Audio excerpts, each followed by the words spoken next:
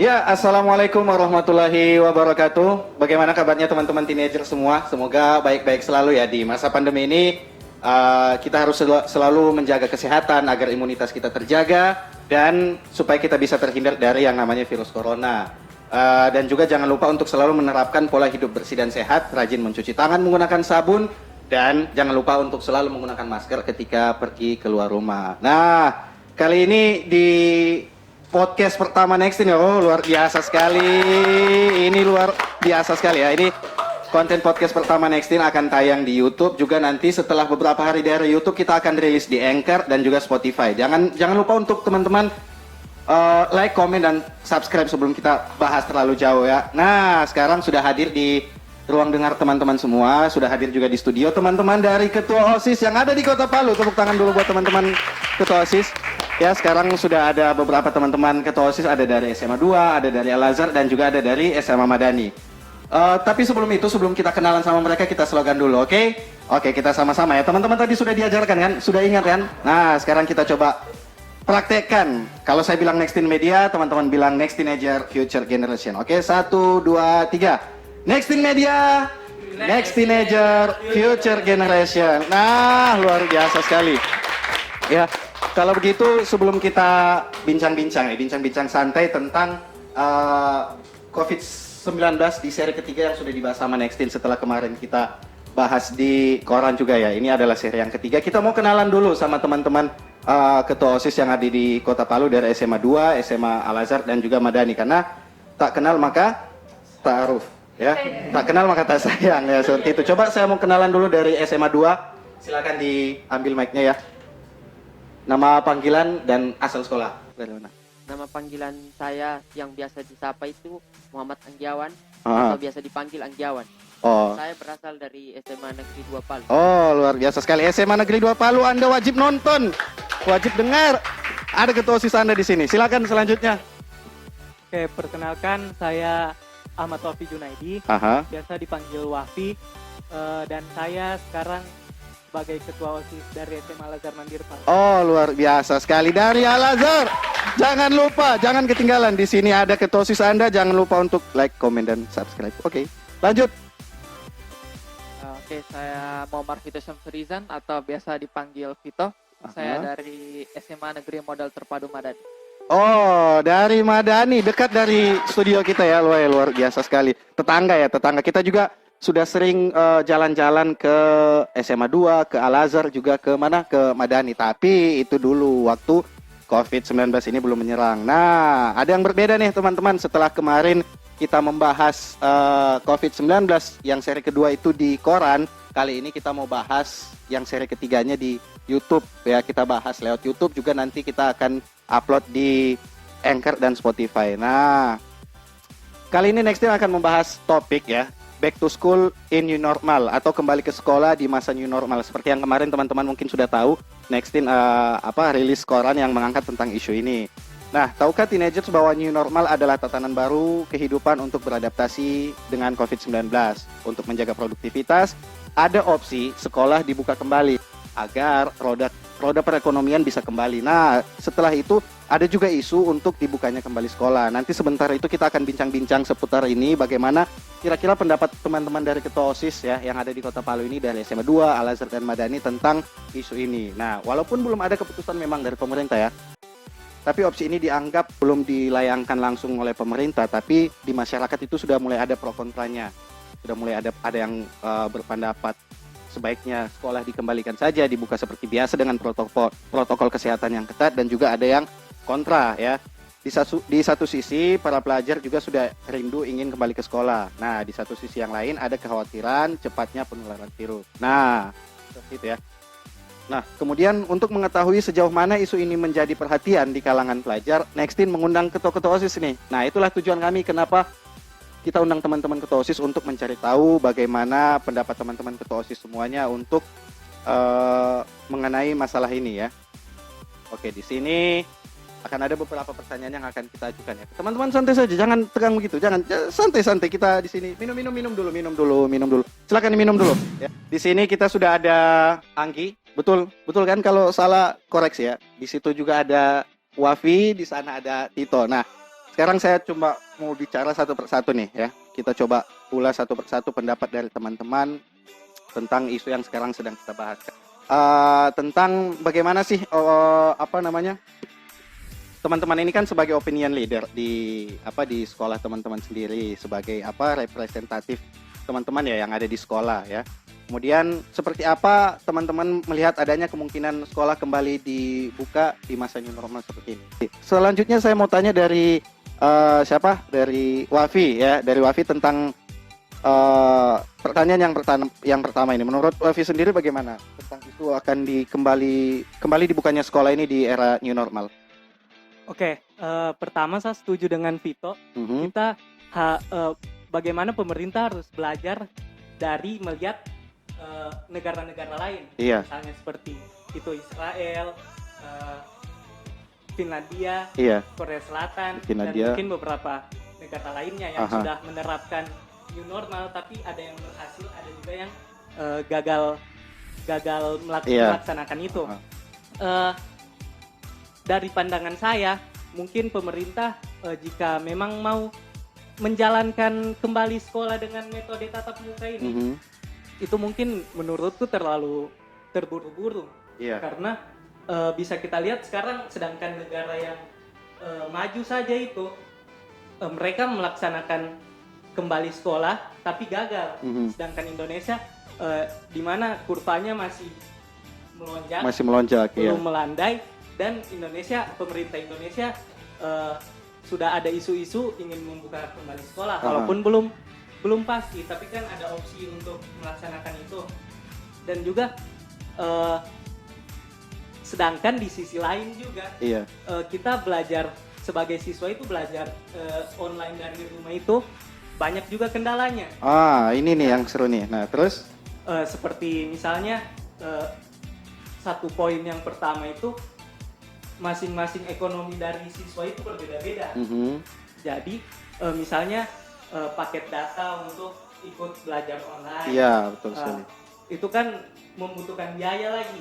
Dan bagaimana kalau misalnya seorang ibu punya beberapa anak dan semuanya harus belajar online begitu. Nah, itu kan menjadi persoalan lagi.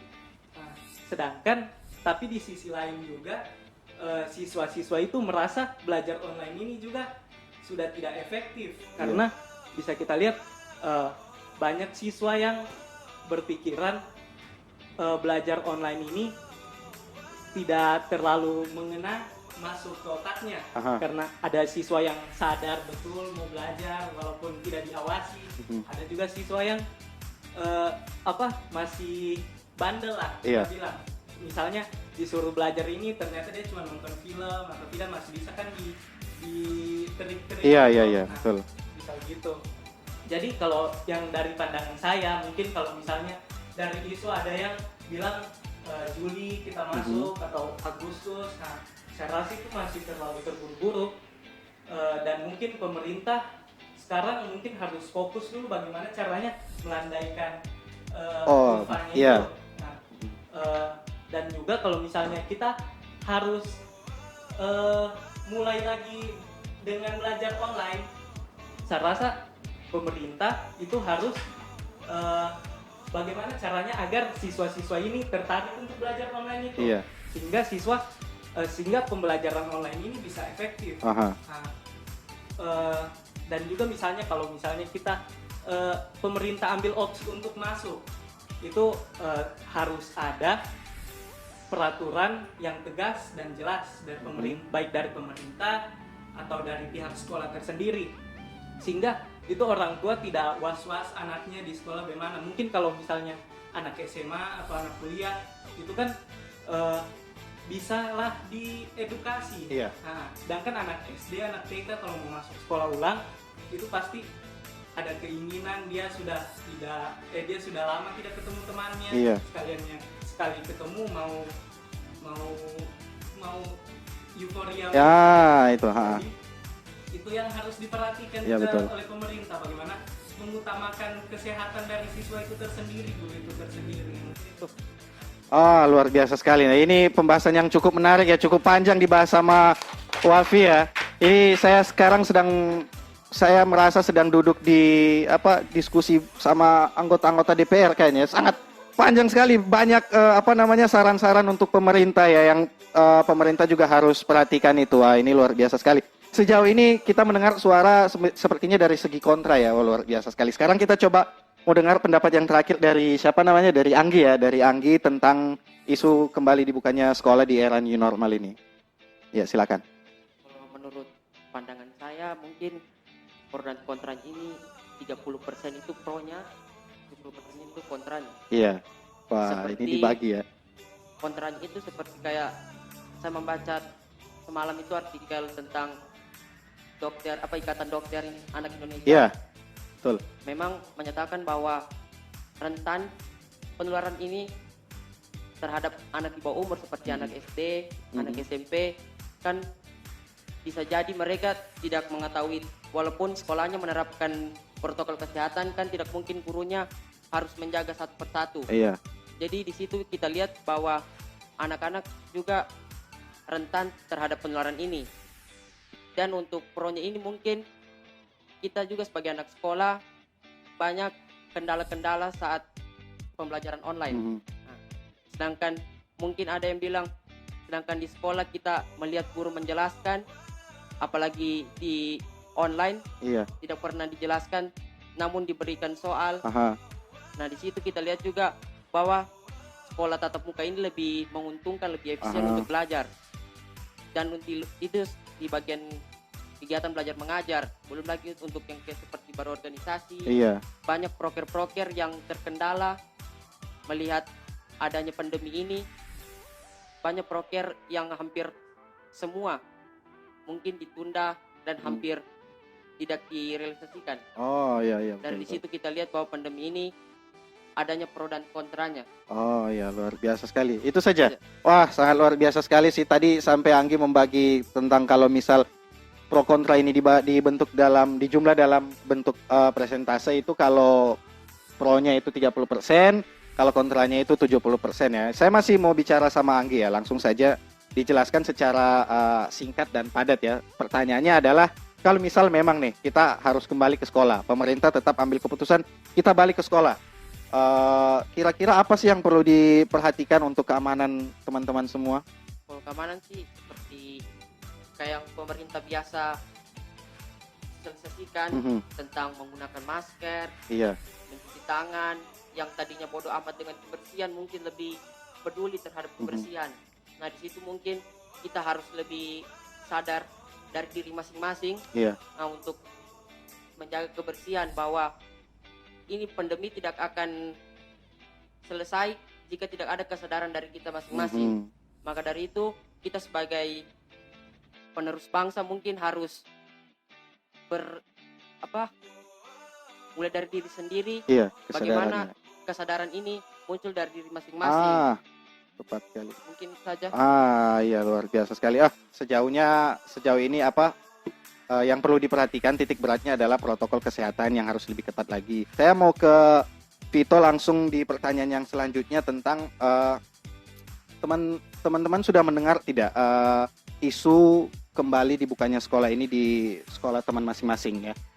Apakah teman-teman sudah mendengar dari pihak guru mungkin, apakah sekolah ini akan kita buka kembali? Terus kalau misal sudah memang ada isu itu, apa metode pembelajaran nantinya? Apakah ada yang akan berubah? Kalau misal kita melihat di Australia itu kemarin mereka tetap menjalankan pembelajaran via daring ya, tetap online, tapi seminggu sekali kembali ke sekolah untuk evaluasi pelajarannya, untuk meminimalisir seperti yang tadi Anggi bilang, kalau misal di kelas saja itu kita kurang mengerti kan, apalagi untuk di online. Nah, jadi Australia itu memanfaatkan waktu bertemu sepekan sekali itu untuk mengevaluasi apa saja yang misal kurang dari pembelajaran via daring kemarin. Nah, coba Anggi dijelaskan kira-kira sudah ada tidak dengar desas-desus atau dari Vito ya, kabar angin dari guru-guru, apakah sekolah ini akan kembali dibuka atau tidak?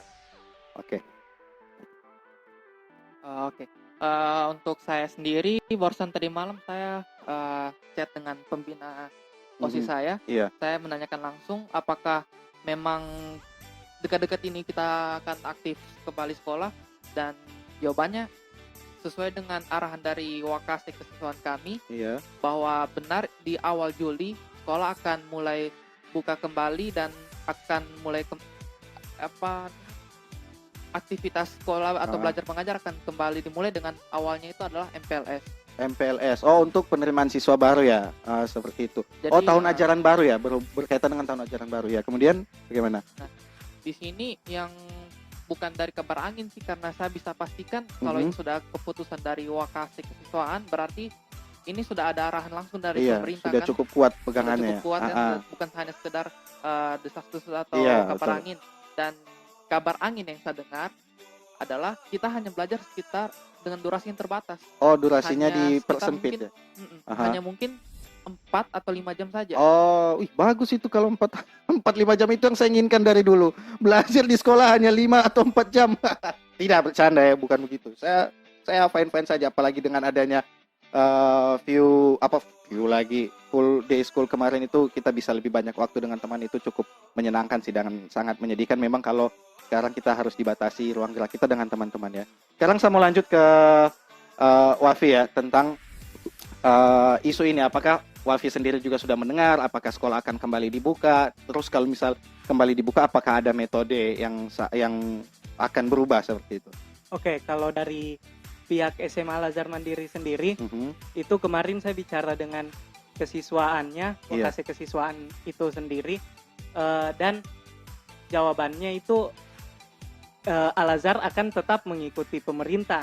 Jadi kalau misalnya pemerintah bilang akan buka Juli, Al-Azhar juga akan buka Juli. Kalau misalnya akan dibuka bulan depannya lagi, akan dibuka bulan depannya. Dan untuk persiapan, saya belum mendengar bagaimana dari pihak sekolah, karena pihak sekolah masih diam. Maksudnya belum ada memberitahu ke siswa akan seperti apa ke depannya. Gitu. Kalau itu dari Al-Azhar. Iya, kurang lebih sama lah ya. Tapi ini kayaknya teman-teman yang hadir di sini sebelum datang kayaknya sudah mempersiapkan ya. Apa yang akan kita bahas. Kalau saya tanya dari Vito tadi, kemudian dari Wafi katanya kemarin saya sudah ngomong sama ini, kemarin saya sudah ngomong sama ini. Jadi datanya sangat kuat, luar biasa memang teman-teman ya. Sangat luar biasa sekali. Nah, ini biasa coba kita dengar lagi dari SMA 2. Gimana kira-kira mengenai hal ini? Kalau tentang pembukaan kembali sekolahnya ini, kabar-kabar ini mungkin Juli. Tapi kita harus melihat dari situasi dan kondisinya. Jika memungkinkan untuk dibuka kembali, ya awalnya ini akan tahun ajaran baru, yaitu PLS. Mungkin PLS yang akan pertama diterapkan di SMA 2 nanti ini, jika kembalinya sekolah. Tapi kalau melihat penambahan kasus bertambah, mungkin SMA 2 mungkin mengikuti anjuran dari pemerintah sama seperti sekolah lain. Oh iya, artinya tetap ya sekolah akan terus berdampingan bersama pemerintah. Kalau pemerintah perintahkan buka, kita buka. Kalau misal belum, akan ditahan dulu dan akan lanjut di pembelajaran via online ya. Wah, ini luar biasa sekali sih.